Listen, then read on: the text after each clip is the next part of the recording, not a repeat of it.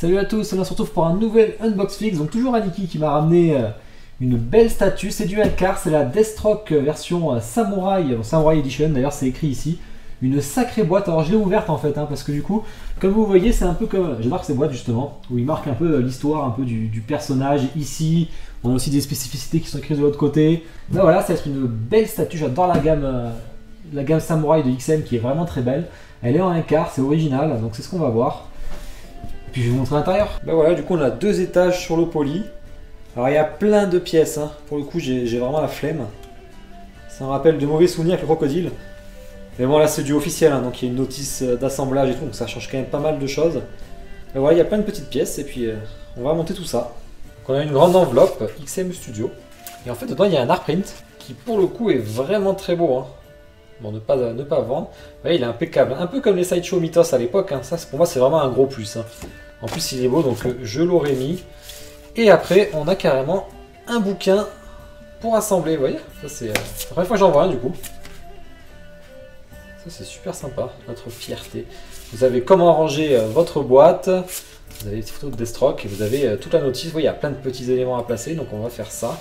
C'est rigide. Plutôt de bonne qualité, en plus. Donc voilà sous la base. Alors je vous montre pas tout en bas parce qu'il y a le petit code pour rentrer sur le site. Donc un quart Samurai Edition, il a le numéro 452 sur 999 exemplaires.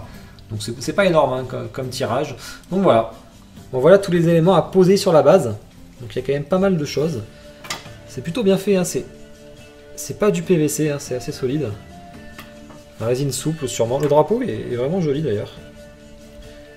Légèrement texturé, on a un paint un peu sali, donc ça c'est bien fait. Et voilà la base. Alors pour le coup elle est sacrément impressionnante, c'est vraiment beau, c'est très bien détaillé. L'effet pierre il est nickel, vous voyez là. Les dents et tout, on a la langue qui est ici, donc c'est forcément peint à l'intérieur.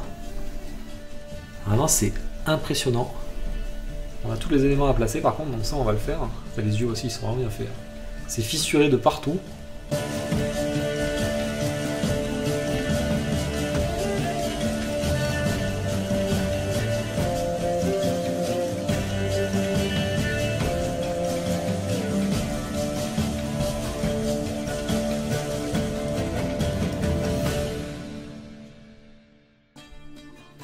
Allez, on va placer le corps. Donc là, il y a une grosse tige en fer au niveau du pied.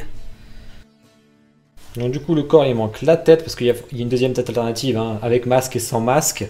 On a plein de jeux de texture au niveau des mailles. Je vois ici, même au niveau de la ceinture. C'est pareil, c'est pas trop, donc ça, c'est vraiment bien. Même là, au niveau des protections sur les mollets. Pour le coup, le paint est beau. Il y a plein de... Bon, forcément, il est abîmé de partout. Il est rayé, fissuré. Même au niveau de la jambe, là. Après, moi j'avais toujours vu que XM, c'était le deuxième XM que je ne boxe d'ailleurs. C'est vrai que sur le paint, ils sont vraiment très bons. Oui, il y a des petits effets de nuances de noir là, qui sont vraiment très sympas. Tout est en résine d'ailleurs, je le vois là. Là, on a un petit crochet piquant ici aussi. Ensuite, on a les deux bouts de ceinture à rajouter, donc avec des petites tiges. On a une première tête, qui est celle que je préfère. Vous voyez, avec le masque, donc la version masquée, qui est la version de base, la version régulière. Donc vraiment, là, les petites dents, j'adore. Elle est vraiment, vraiment sympa. Il faut rajouter derrière ça. Voilà, comme ça. Ça, c'est soit en résine souple, soit en PVC pour le coup. Je vais pas le casser, on me connaît quand je teste les matériaux. À chaque fois, je casse un truc, donc je vais pas le faire. Tête numéro 2, d'ailleurs, c'est numéroté, c'est marrant ça. La test sans masque, qui est vraiment bien faite. Alors, j'aime moins ce que je préfère avec le masque, mais vraiment, elle est belle. Il n'y a rien à dire, on le reconnaît à 100%, les cheveux sont bien faits. Donc du coup c'est pareil, il y a ça à placer à l'arrière, le petit chignon. Comme ça, à la Zorro. Donc la première elle se place en fixation ici avec un aimant. On peut la placer dessous, comme ça au moins il n'y a pas de démarcation. Là c'est une bonne idée, parce que rester dessus ça se serait vu. Et enfin restent les deux bras gauche. Donc on a une version avec l'épée, une version avec un shotgun. Et on n'a qu'une seule main droite, qui est en deux parties par contre, qu'il faut placer. Alors moi personnellement je préférais largement avoir le double sabre, donc je mettrais plutôt celle-là.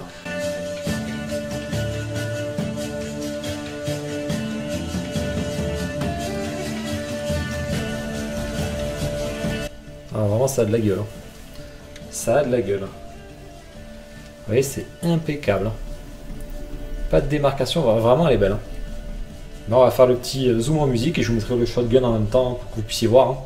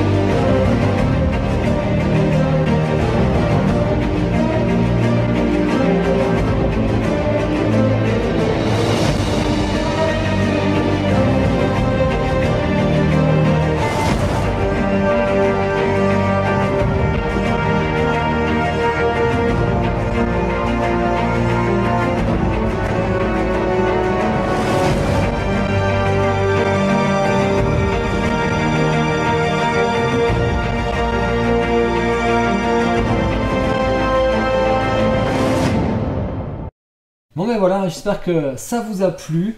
Elle est vraiment impeccable, elle dégage quelque chose. Il y a de la prestance, il y a de la classe, c'est très badass. Ce que j'ai remarqué, bon déjà elle est impeccable au niveau de texture, au niveau du paint, même le concept, la pose, vraiment c'est très réussi. Ça bouge un peu ici là, vous voyez, on l'entend. Faire gaffe à pas l'accrocher en passant, parce que si on l'accroche, ben, à mon avis ça peut vite tomber. L'aimant n'est pas hyper puissant. Par contre là c'est très puissant, ça bouge vraiment pas l'aimant, il est vraiment nickel. Au niveau du visage aussi. Donc vraiment ça c'est bien fait.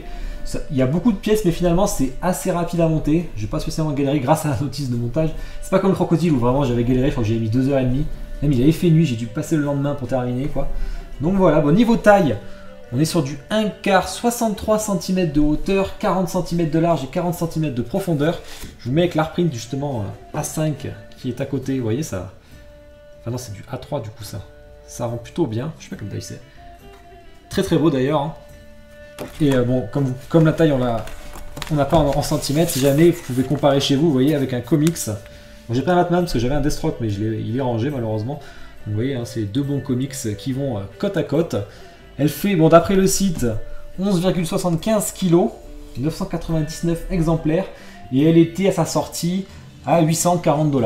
Donc en France, il fallait compter plus de 1000 € par contre, forcément avec l'importation. Hein.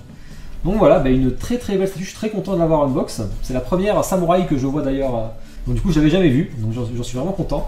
Moi personnellement j'irai carrément sur les deux sabres, hein. Je mettrai pas la tête alternative, je mettrai pas le shotgun, je trouve que les deux épées ça dégage vraiment quelque chose. En tout cas c'est bien fait, il n'y a rien à dire. Mais écoutez, n'hésitez pas à me dire en commentaire ce que vous en pensez, à liker la vidéo, à la partager bien sûr à vos connaissances. Et puis voilà, on se retrouve pour un prochain Unbox Figs. Allez, ciao!